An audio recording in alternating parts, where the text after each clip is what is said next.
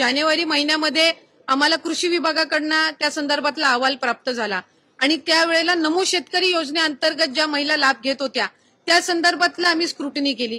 6-7 लाखाचा डेटा त्यावेळेला मिळालेला होता आणि त्या 6-7 लाखापैकी साधारणपणे 5 ते 5.5 लाख अशा महिला होत्या ज्या नमो शेतकरीचाही लाभ घेत होत्या आणि आपल्या लाडकी बहीण योजनेचाही लाभ घेत होत्या।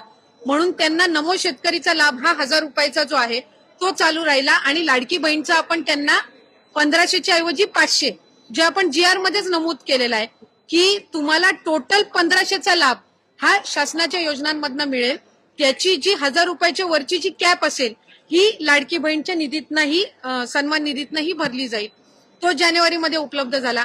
मधल्या कालावधीमध्ये आम्ही साधारणपणे 8 लाखाचा जो सेवार्थचा आहे त्याच्यापैकी 8 लाखापैकी 2 लाखाचा आम्हाला त्या ठिकाणी उपलब्ध झाला। त्या 2 लाखापैकी 2 ते 2,500 हे त्याच्यामध्ये अपात्र आहेत असं निदर्शनास आलं। 6 लाखाचा त्याच्यातला डेटा आणखीन आम्हाला अपेक्षित आहे। आता 26 लाखाचा जो डेटा आम्हाला माहिती व तंत्रज्ञान विभागाकडून प्राप्त झालेला आहे याची स्क्रुटिनी आम्ही विभाग म्हणून करतोय।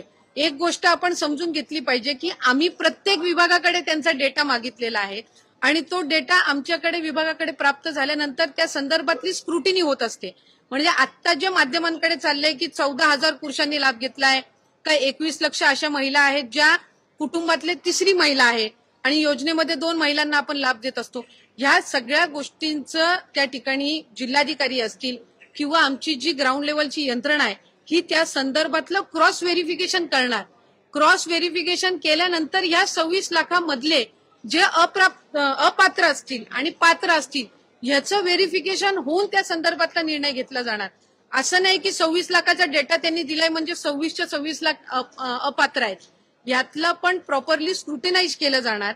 आता आम्हाला इन्कम टॅक्स आहे, इन्कम टॅक्सचा आम्ही केंद्राकडनं डेटा मागितलेला आहे। तो ज्या वेळेला डेटा येईल त्यावेळेला त्याचंही आम्ही क्रॉस व्हेरिफिकेशन करणार।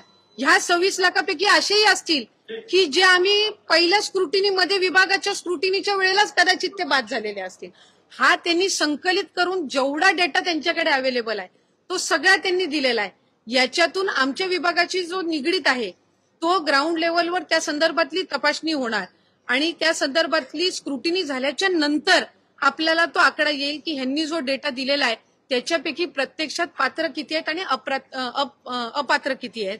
आणि आता जो आपल्याला साधारणपणे जो काही 14,000 पुरुषांनी लाभ घेतलेला आहे किंवा काय ह्या संदर्भातली सुद्धा जिथपर्यंत आमच्याकडे ग्राउंड रिपोर्ट येत नाही तिथपर्यंत हे आकडे जे आहेत हे IT विभागाने आम्हाला दिलेले आहेत।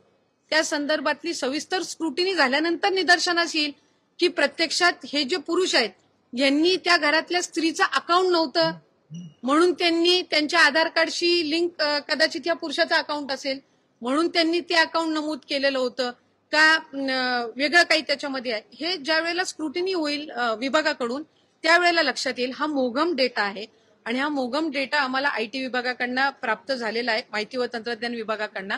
कारण त्यांनी प्रत्येक जो डेटा आहे वेगवेगळ्या डिपार्टमेंटचा त्यांच्याकडे जो अवेलेबल आहे तो त्यांनी त्या विभागाला दिलेला आहे आणि त्याच्यातला हा एक भाग आहे।